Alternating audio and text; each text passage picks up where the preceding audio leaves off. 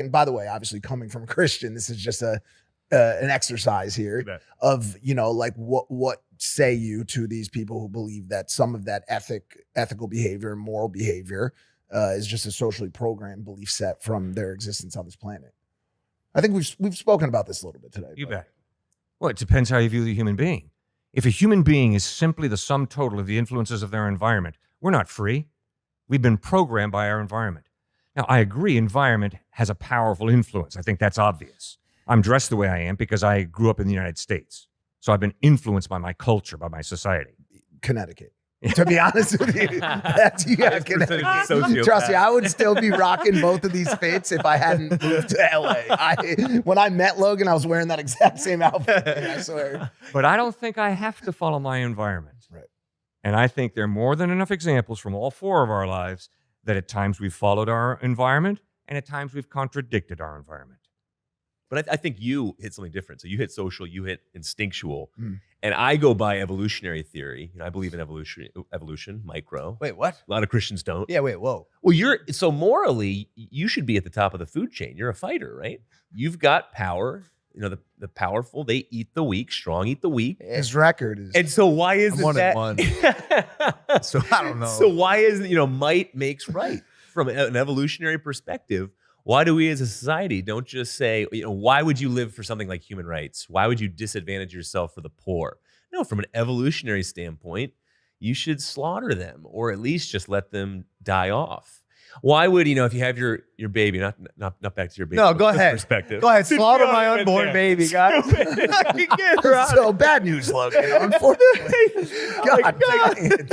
The percentage was astronomical back in the Roman Empire of those who, if you didn't like your baby, you just threw it on a trash heap. Infanticide was well, that fits with evolution. It totally does. It does actually. Yeah. And so why morally, instinctually, like you're saying, if we just were raised red in tooth and claw, just live that way. Like Hitler lived that way. It makes sense to me. So if there is no God, I hate to say this, I don't mean to get dark real quick, but if there is no God and there is no Christ, I would try and be as consistent as possible with that worldview. Fair. That makes sense. I want to pin the evolution. That surprises me that you believe in evolution. Pin that. What were we just? I wanted to touch on the intolerance part of just not even just Christianity, just organized religion in general. This is a qualm I have. This is where I think if again, this is where you got heated. I harbor resentment for certain parts of organized religion that make people either exclude others or lead to hatred and dispute, rage, feud.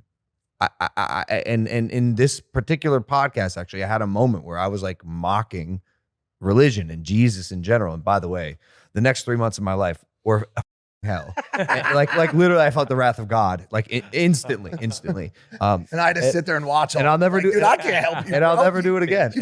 And then by the end of it, I had like it wasn't like a come to Jesus moment, but he definitely gave me guidance in a time where I needed guidance.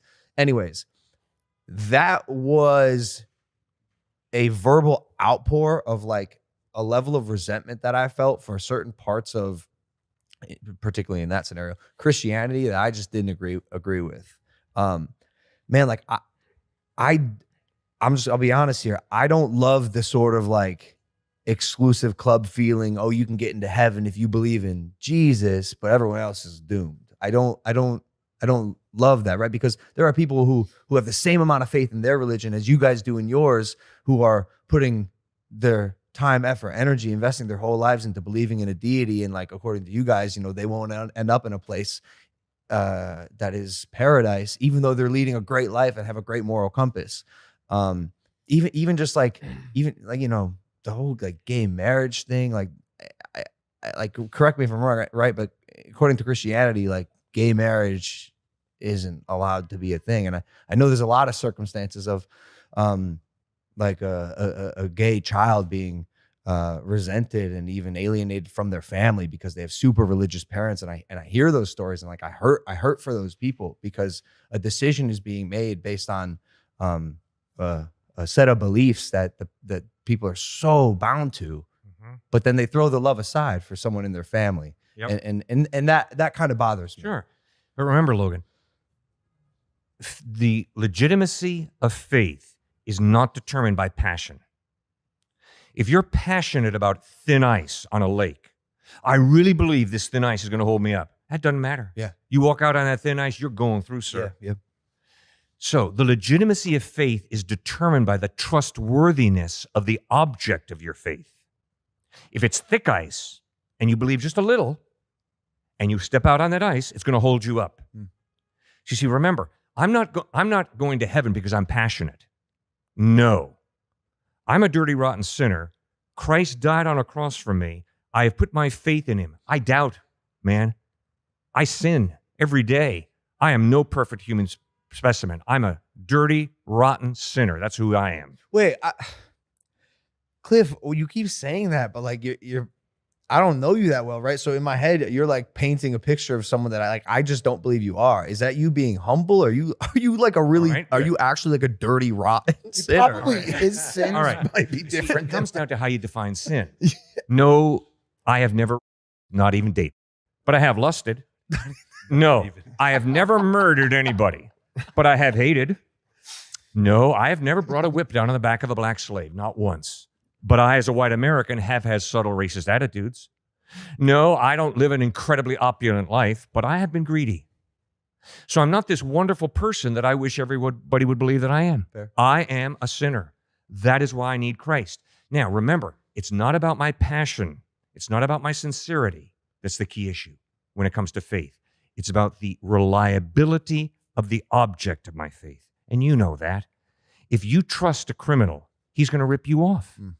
If you trust a reliable person, that's good.